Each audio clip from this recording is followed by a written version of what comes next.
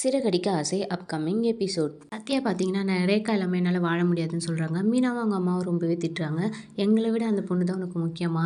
இது பெரிய இடத்து சம்மந்தம், இதெல்லாம் நம்மளுக்கு செட் ஆகாது. உன் வாழ்க்கையை நீ பாரு இதுக்கப்புறம் அப்படின்னு சொல்கிறாங்க.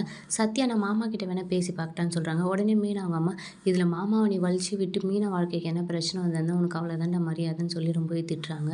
சத்யா அவங்க எவ்வளோ சொல்லியும் அதெல்லாம் கேட்காம முத்துவை பார்க்கறதுக்காக போகிறாரு. முத்து பார்த்திங்கன்னா, நான் சவாரி போயிட்டு வரேன்னு சொல்லி அவங்க ஃப்ரெண்ட்ஸ் கிட்ட பேசிகிட்டு இருக்காங்க. அவங்க ஃப்ரெண்ட்ஸ்லாம் சாப்பிட்டு போகலாம் அப்படின்னு சொல்கிறாங்க. இல்லை சவாரி தான் முக்கியம், சவாரி முதல்ல போயிட்டு வந்துடுறேன்னு சொல்லுவாங்க. அந்த டைம் சத்யா கரெக்டாக வருவாங்க.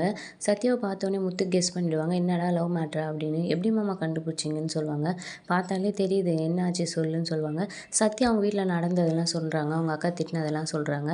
அதுக்கப்புறம் முத்து பார்த்திங்கன்னா, இதெல்லாம் வரதாண்ட செய்யும், இதெல்லாம் நம்ம ஃபேஸ் பண்ணி தான் ஆகணுன்ட்டு சொல்கிறாரு. ரேகாவை ஹவுஸ் அரெஸ்ட் பண்ணி வச்சிருக்க விஷயத்த சத்யா சொல்கிறாரு. அதுக்கப்புறம் முத்து, சரி நம்ம வேணா ஒன்று பண்ணலாம், நீ போய் ரேகாவோட அப்பா கிட்ட பேசுன்னு சொல்கிறாங்க. சத்யா எனக்கு பயமாக இருக்கு மாமா அப்படின்னு சொல்கிறாங்க. சரி நானும் உங்க கூட வரேன், ஆனால் நான் வெளியே நிற்பேன், நீ தான் உள்ளே போய் பேசணும் அப்படின்னு சொல்லிட்டு அவங்க கிளம்புறாங்க.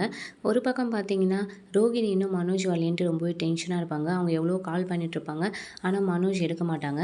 மனோஜ் அவங்க ரொம்ப நேரம் கால் பண்ணிகிட்டே இருக்கா, நம்ம எதுக்கும் சும்மா இங்கே எதையாவது சொல்லிட்டு போயிட்டு வந்துடுவோம்னு சொல்லிட்டு அவரும் ரெடி ஆகிறாரு. அந்த டைம் பார்த்தீங்கன்னா கரெக்டாக விஜயா வராங்க. விஜய் என்னடா எங்கடா ரெடியாகி கிளம்பிட்டா அப்படின்னு சொல்கிறாங்க. இல்லைம்மா ஒரு ஃபங்க்ஷன் போகிறோம், ஒரு பார்ட்டிக்கு போகிறேன் அப்படின்னு சொல்கிறாரு. சரிடா, நானுமே உன்னை வந்து என் கூட ஒரு ஃபங்க்ஷனுக்கு கூப்பிடலான்னு தான் இருந்தேன், நீயுமே நல்லா ரெடியாக இருக்க அப்படின்னு சொல்கிறாங்க. இல்லைம்மா நான் இங்கே போகணும் அப்படின்னு சொல்கிறாங்க. இல்லை நீ என் கூட வந்துட்டு அதுக்கப்புறம் நீ போகிற இடத்துக்கு போ அப்படின்னு சொல்லுவாங்க. மனோஜ் ஐயோ வசமாக மாட்டிக்கிட்டோமே அப்படின்னு சொல்லிட்டு விஜயா கூட கிளம்புறாங்க. சத்யாவும் முத்து ரேகாவோட வீட்டுக்கு போயிருப்பாங்க. முத்து வெளியவே இருப்பார். சத்யா மட்டும் உள்ளே போய் அவங்க அப்பாவை கூப்பிடுறாங்க. அவர் வராரு.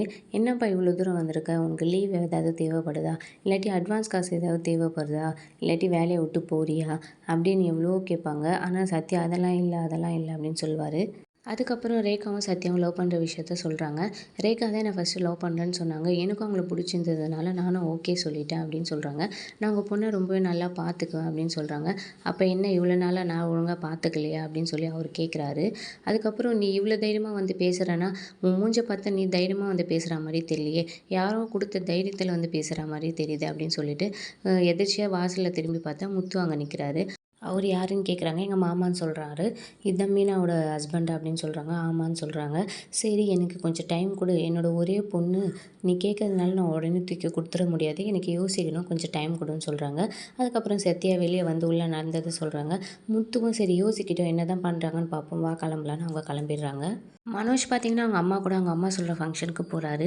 அங்கே போய் பார்த்தா தான் தெரியுது, ரோகிணி அந்த ஃபங்க்ஷனுக்கே வந்திருக்காங்க. ரோகிணி மனோஜையும் பார்த்துட்டு அவங்க அம்மாவையும் பார்த்துட்டு ஷாக் ஆகி நிற்கிறாங்க. அப்படியே இந்த எபிசோடை முடிக்கிறாங்க. இனி அடுத்தடுத்து வரும் விறுவிறுப்புகளையும் சுவாரஸ்யங்களையும் ஷார்ட் அண்ட் ஸ்வீட்டாக தெரிஞ்சுக்க மறக்காமல் என்னோட இந்த புது சேனலை லைக் பண்ணுங்கள், ஷேர் பண்ணுங்கள், சப்ஸ்கிரைப் பண்ணுங்கள்.